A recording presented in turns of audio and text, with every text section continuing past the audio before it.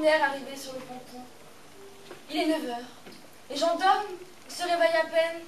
Et moi, j'ai déjà fait mon marché.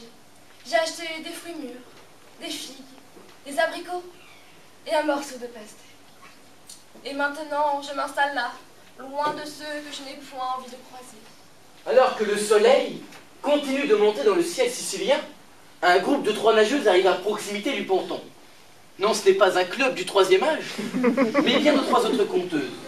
Les sœurs de Carolina, dignement serrées dans leur costume de bain noir. Par mesure de sécurité, Francesca et Monica portent des bouées autour du cou. Hé, Carolina, au lieu de faire son intéressante, aide-nous donc un peu à nous hisser à bord de ton radeau. Mais quelle tuile! Vous allez que j'étais ici! Monica et Valeria parviennent à se hisser à bord, croisent leurs jambes en position de méditation, avec un soupçon de mépris pour les deux autres, trop bruyante à leur goût. C'est le marchand de fruits, le marchand de fruits. Le marchand de fruits, celui d'alors, il ne pouvait pas tenir sa langue. Le paradis n'existe pas dans ce bas monde, ou bien s'il existe, il ne dure jamais bien longtemps, croyez-moi. Mais aide-la, tu vois bien qu'elle n'y arrive pas. Oh oui, pardon. Attends, Francesca, attends, ne te présente pas comme ça, ton âge risquerait de te faire mal. Ce serait bien bête. Merci, ma vieille, merci. Vous n'êtes pas sérieuses tous les 3? Vous aurez dû rester au lit. Moi, je suis la plus jeune. Vous êtes trop vieille. Vous auriez pu vous noyer en venant jusqu'ici. Ce n'est pas raisonnable. J'ai encore le reste. Et de bonnes nageoires. L'inspiration, il faut aller la chercher. C'est pas en restant dans notre lit qu'on la trouvera. Pour montrer qu'elle a du ressort, et après quelques secousses nerveuses, Valeria parvient à se relever et fait le tour du ponton en respirant à plein poumon. C'est vrai qu'on est plutôt bien ici.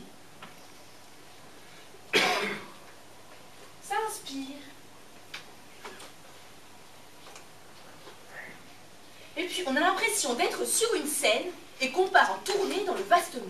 Ici, c'est en effet un endroit idéal pour le calme et l'inspiration, à condition de ne pas être dérangé.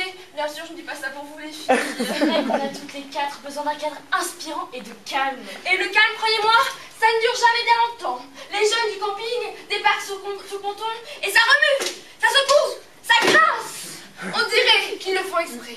Mais moi, voyez-vous, je deviens philosophe. Je me dis que cette scène improvisée, ce qu'ils jouent sans le savoir, c'est la grande scène de la jeunesse. Et toi, bien évidemment, tu n'y trouves ta place. Ils sont bien loin, tes 15 ans. Tu n'as qu'à te lever encore plus tôt, la vieille. Quelle idée de venir sur un ponton à son âge, elle aussi. Tu sais qu'elle est plus jeune, elle non plus. Mais c'est que je n'ai point le besoin de vos leçons et de vos sermons, les filles. Tu n'as qu'à rester à la maison pour faire tes exercices. Nous, camping ou pas, on viendra quand même sur le ponton. Je trouve que la nage s'entretient le teint.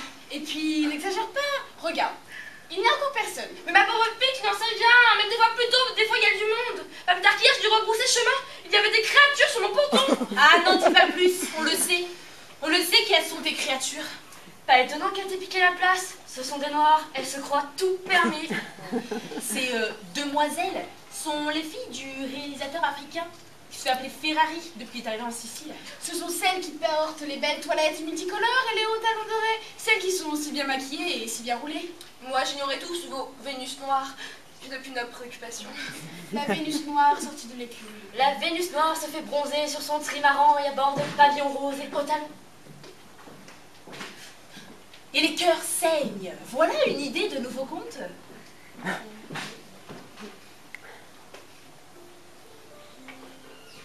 Place du village de Tolemuzza. Soleil écrasant, à l'heure creuse de la sieste.